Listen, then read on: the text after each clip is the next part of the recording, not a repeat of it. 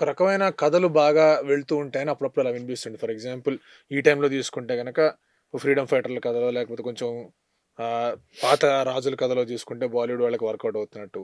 అలాగే సౌత్‌లో చూసుకుంటే గనక ఇంత రూటెడ్‌గా, రాగా వెళ్తే వర్కౌట్ అవుతాయని మాట్లాడుతూ ఉంటారు. ఇలాంటి కొన్ని ప్యాటర్న్స్ వస్తూ ఉంటాయి.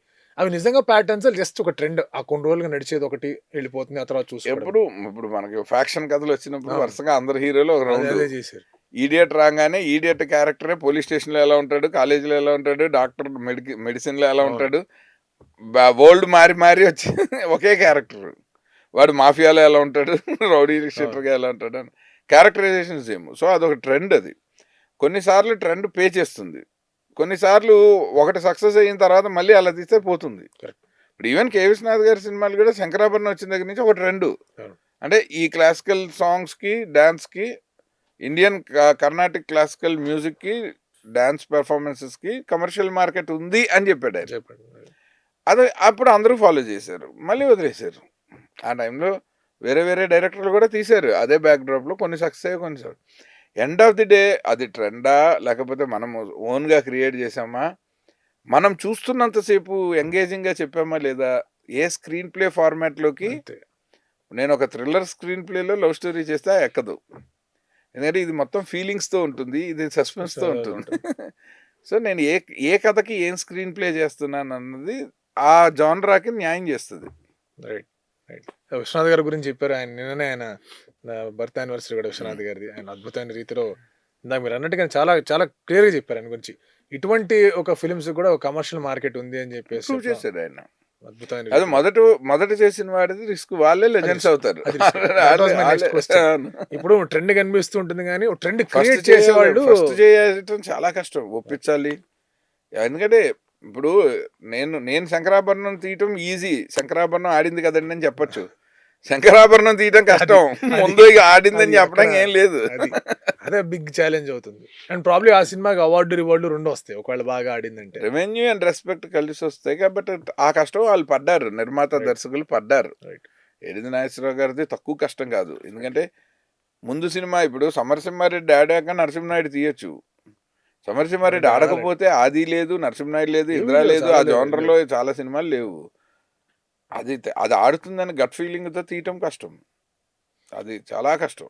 అక్కడే ఎన్ని క్యాలిక్యులేషన్ చేసుకున్నా చెప్పడానికి కూడా ఏముండదు. క్యాలిక్యులేషన్స్ ఎప్పుడు మంచివు. ఒక మొండితనం మన ఎలా ఫిల్మ్ నగర్కి డ్రైవ్ చేసిందో, అదే మొండితనం మనం రాసుకున్న స్క్రిప్ట్లో ప్రేక్షకులని డ్రైవ్ చేయాలి. అంతే. అంతే. అది it is a crazy act. అది there is no map for that. అంటే ఎలా ఉంటుంది ఏంటి అనేది చెప్పడం చాలా కష్టం.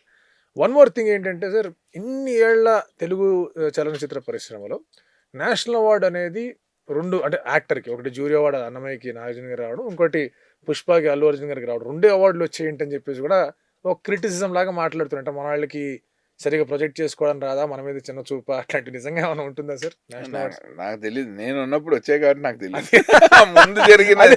ముందు జరిగినప్పుడు నేను లేను. ఉన్నప్పుడు మాత్రం నేను చాలా బలంగా రిప్రజెంట్ చేస్తాను నా వాయిస్. ఎందుకంటే ఇప్పుడు మన టాలెంట్ ఎంత గొప్పదైనా కానీ జ్యూరీగా నేను నా ఇండస్ట్రీని నేను రిప్రజెంట్ చేస్తున్నప్పుడు నేను ఏం పాయింట్లు చెప్తాను అన్నది కూడా వాల్యుబుల్. లైక్ అంటే how I look at their talent and how I communicate with others. Correct. Correct. Other jury members convince అవ్వాలా. అంటే ఎలాంటి పారామీటర్స్ ఉంటాయి సార్ ఈ యాక్టర్ ఏ బేసిస్ మీద జడ్జ్ చేయడం, వల్ల ఏ బేసిస్ మీద మార్కులు? డెఫినెట్గా రూల్ బుక్స్ ఉంటాయి అండ్ దానికి ఒక ప్రాపర్ డెలిబరేషన్ ప్రాసెస్ ఉంటుంది అండ్ వాళ్ళ సర్వేలెన్స్లో ఉంటుంది. So there is no question, అక్కడ ఎక్కడ మాల్ ప్రాక్టీస్ చేయడానికి అవకాశం లేని ఏరియా. నేను బాగా ఎంజాయ్ చేశాను. ఇట్ ఈస్ లైక్ ఒక యాక్టర్ గురించి ఒక జ్యూరీ తన ఒపీనియన్ చెప్తాడు, మన యాక్టర్ గురించి మనం చెప్తాం, మన దగ్గర ఉంటే. లేకపోతే నోరు మూసుకుని మనం కూడా ఓట్లు వేస్తుంటాం. కొన్నిసార్లు మన దగ్గర ఉన్నా మనకు చెప్పడం రాక నోరు మూసుకుని ఉండాల్సి వచ్చింది. అలాంటి పరిస్థితులు చెప్పలేము, it is a call, destiny. అది అదృష్టం అనుకోవటమే. అన్ని కలవాలి. ఈ జర్నీ మొత్తంలో సార్ ఆల్వేస్ ఇందాక అన్నట్టుగానే కథల చుట్టూనే లేదా కథల్లోనే మీరు ఉన్నారు. కథలు వినడమో, కథలు చేయడమో, లేదంటే కథల్ని కొంచెం మెరుగుపరుచుకుంటూ ఉండే ఒక ప్రయత్నంలోనే ఉన్నారు. మీకు ఇప్పుడు నెక్స్ట్ దీంట్లో ఫణి అనేది తీస్తున్నారు, తర్వాత నెక్స్ట్ ఫర్దర్ ఫిలిమ్స్ ఏవైతే లైన్అప్ చేసుకుంటారో, ఏదైనా బ్రేక్ చేయాలి, లేదంటే ఏదైనా కొంచెం వెరైటీగా చేయాలి, అటువంటి థాట్ ఏమన్నా ఉందా? లేదంటే ఆ ఆలోచన నుంచి వచ్చిందే పని. ఇది నా జీవితంలో మొదటిసారి నేనే భయపడేలాంటి ఒక థ్రిల్లర్ ఇది. నేను ఒక సాఫ్ట్ నా నా నేను రెగ్యులర్గా ఒక సినిమా ఆలోచిస్తే మైండ్లోకి వచ్చే అన్నింటినీ పక్కకి తోసి ఏడాది పాటు నేను నేర్చుకుని మళ్ళీ మనసంతా నువ్వేకి ఎట్లా అయితే నేను రాసుకున్నానో థ్రిల్లర్స్లో వరల్డ్ బెస్ట్ ఫిలిమ్స్ అన్నీ చూసి ఆ కథను వాడు అలా చెప్పాడు, ఏ పాయింట్ ఎక్కడ రివీల్ చేశాడు, స్క్రీన్ ప్లేలో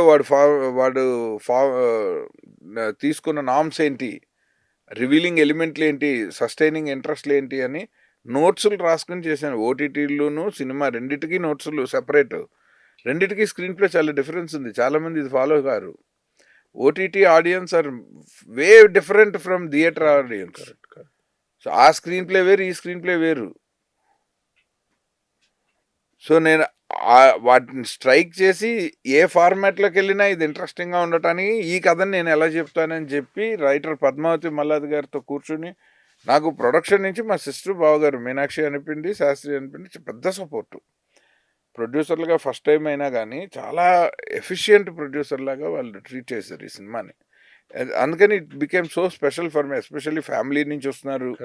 మొదటిసారి నేను సంపాదించిన డబ్బులు ఇండస్ట్రీలో నేను పెట్టి పోగొట్టడం నాకు ఓకే, నా రిస్క్. నా ఫ్యామిలీ మెంబర్స్ని నేను అలా ఎప్పుడు చేయలేదు. నా ఓన్ బ్రదర్స్ కానీ మా పేరెంట్స్ కానీ బేసిక్గా ఒక బ్యాంక్ జాబ్ చేసుకుని కంఫర్టబుల్గా ఉన్న వాళ్ళని నేను నెవర్ సూప్లో పెట్టలేదు, వాళ్ళని ఎప్పుడు పెట్టలేదు. బట్ మొదటిసారి వీళ్ళు వచ్చినప్పుడు చాలా జాగ్రత్తలతో, అంతకంటే బాధ్యతతో నేను ఓఎంజీ ప్రొడక్షన్స్ బ్యానర్ని డిజైన్ చేయటం జరిగింది. అంటే తను బేసిక్గా ఒక టెక్నీషియన్, తను క్రియేటివ్ పర్సనే. మా సిస్టరు మీనాక్షి అనిపిండి తను కంపోజర్ కూడా, కాబట్టి నాకు కొంచెం ఈజీ అయింది. అంటే కొంచెం క్రియేటివిటీ ఉన్న ప్రొడ్యూసర్కి అర్థమవుతుంది మన బాధ. కానీ మీ మీద కూడా భయం ఉంటుంది కదా సార్. భయం అంటే సిస్టరు బావగారు డబ్బులు పెడుతున్నప్పుడు బాధ్యత. నాకు సినిమా విషయంలో ఎప్పుడూ భయం లేదు, ఇప్పుడు లేదు. కానీ బాధ్యత పెరిగితే కొంచెం ఎక్కువ జాగ్రత్తలు తీసుకుంటాం. అది కూడా మళ్ళీ చాదస్తంగా ఉండి సినిమానే పాడు చేయకూడదు.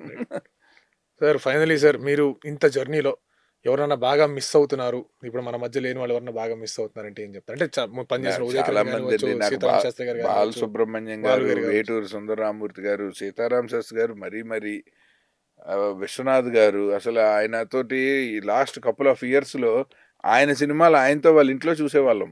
ఎన్ని విశేషాలు. నా లవ్ ఎట్ 65 క్లైమాక్స్ సాంగ్ ఆయన చూసి మురిసిపోయారు అసలు. ఇలా చాలా ఎన్నో మధురానుభూతులు ఉన్నాయి. ఆ తర్వాత మన ఎంఎస్ నారాయణ గారు నాకు ఎంతో క్లోజు. ఆయన వాళ్ళ పిల్లలతో సహా నా సినిమాల్లో ఎంతో చక్కగా చేశారు ఆయన. ధర్మవరపు సుబ్రహ్మణ్యం గారు నన్ను అల్లుడు అని పిలిచేవాళ్ళు, మా ఆవిడ కూతురు అని పిలిచేవాళ్ళు. బాపు గారు, నువ్వు సత్యప్రసాద్ గారు అబ్బాయి కాకపోతే మా ఇంట్లోకి రానిచ్చేవాడిని కాదన్నాడు ఆయన. మా నాన్నగారు అంటే చాలా ఇష్టం. తెల్లారుజాను 5:30కి లేచి వచ్చి మా పేరెంట్స్కి బట్టలు ఇచ్చేసేయమని చెప్పి నాకు ఇచ్చి వెళ్ళారు ఆయన, రామరాజ్యం సినిమా అయిపోయాక. సో రావి కొండలరావు గారు నన్ను అసలు ఇండస్ట్రీకి తీసి, రాధాకుమారి గారు ఎన్నిసార్లు నాకు భోజనం పెట్టారు. ఆవిడతో ఎన్ని మధుర స్మృతులు. కార్తీక సోమవారం ఉపవాసం ఉన్నానండి అంటే అన్నం పెట్టి, నేను మడి కట్టుకుని చేస్తాను రా అన్నం తినన్నారు. సరే అని కామ్గా తినేస్తుండే మెడ్రాస్లో వాళ్ళ ఇంట్లో. ఆవిడ ఇలా నెత్తి మీద కొట్టి, కార్తీక సోమవారం ఆవిడ ఫస్ట్ కార్తీక సోమవారం నాడు ఉపవాసం ఉండి శివుడిలాగా వచ్చేవరా నా అన్నారు. నేను ఇలా చూసి తినేస్తున్నా. నెత్తి మీద కొట్టి, నువ్వు చెప్పాలి కదరా అన్నపూర్ణాదేవిలో మీరు పెట్టారని. నేను అది ఎక్స్పెక్ట్ చేయలేదు, నాకు ఇది తెలియదండి. నాకు భయమే తప్ప పొగరు కాదండి. అంటే నాకు అర్థమైందిరా, అందుకే నీకు చెప్పా. ఇలాంటి అంటే నా జర్నీ. జంజాల గారు ఆయన నాకు మిమ్మల్ని దత్తత తీసుకెళ్ళి మీ పేరెంట్స్ని అడగనా అన్నారు ఆయన. So I have such a beautiful experiences, wonderful experiences with all these legendary people. నాకు అది చాలా ఇష్టం. అందుకే నేను ఒక పేరు చెప్పి ఆపలేకపోయినది. సంగీతం గారు మిసెస్ లక్ష్మీ కళ్యాణ్ గారు ఆడ అసలు మా మదర్ వాళ్ళకి చాలా క్లోజు. నా చెల్లెళ్ళు, నా ఆఖరి చెల్లెళ్ళు కొడుకును అనేది ఆవిడ. సో నేను చూసిన industry is very organic and transparent and genuine industry. Love and respect చాలా ఎక్కువ. ఆయన మన శ్యాంప్రసాద్ రెడ్డి గారు ఫాదరు రామానాయుడు గారు. రామానాయుడు గారు అయితే నాకు మా సొంత తాతగారు పోయినప్పుడు వచ్చినంత ఏడుపు వచ్చేసింది ఆయన్ని చూసి. ఎందుకంటే నాకు ఆయనతో అంత జర్నీ ఉంది. నాకు చాలా ఇష్టం ఆయన అంటే. ఒక ప్రొడ్యూసర్ అసలు ఇవాళ ప్రొడ్యూసర్లకు ఉన్నంత చదువు లేదు, టెక్నికల్ స్కిల్స్ లేవు, కానీ ఆయనకున్న గట్ ఫీలింగ్ ఇవాళ వేల కోట్ల రూపాయలు ఉన్న నిర్మాతలకు లేవు. గట్స్ గట్ ఫీలింగ్ రెండు ఆయనకి. అండ్ జడ్జిమెంట్, పల్స్, సచ్ ఆ లెజెండ్స్ చూస్తే ఎంత బాగుంటుంది అది. I really miss them. Thank you so much sir, మాకు ఈ టైం ఇచ్చారు. మీరు అద్భుతమైన రీతిలో కొన్ని విషయాలు షేర్ చేశారు. ఫిల్మ్ ఇండస్ట్రీలో ప్రొడ్యూసర్స్ రావాలంటే ఎటువంటి వర్క్ చేయాలని కూడా చెప్పారు. అండ్ మీ ఫనీ సినిమాకి, అలాగే తర్వాత మీరు చేయబోయే మిగతా సినిమాలకు కానివ్వండి, మీ ద్వారా ఇంట్రడ్యూస్ అవ్వబడుతున్న యాక్టర్స్ కానివ్వండి, టెక్నీషియన్స్ కానీ వాళ్ళందరికీ మంచి కెరీర్ ఉండాలని కోరుకుంటూ once again thank you so much. మిమ్మల్ని కూడా నేను యాక్టర్ గా పరిచయం చేయాలి త్వరలో అని కోరుకుంటున్నాను. థ్యాంక్ యూ అంటే ఆల్రెడీ ఇంట్రడ్యూస్డ్, మీరు థ్యాంక్ యూ కలిసి పని చేయాలని, పరిచయం చేయాలి కదా, పని చేయాలని. Thank you so much. Thanks allot అండి.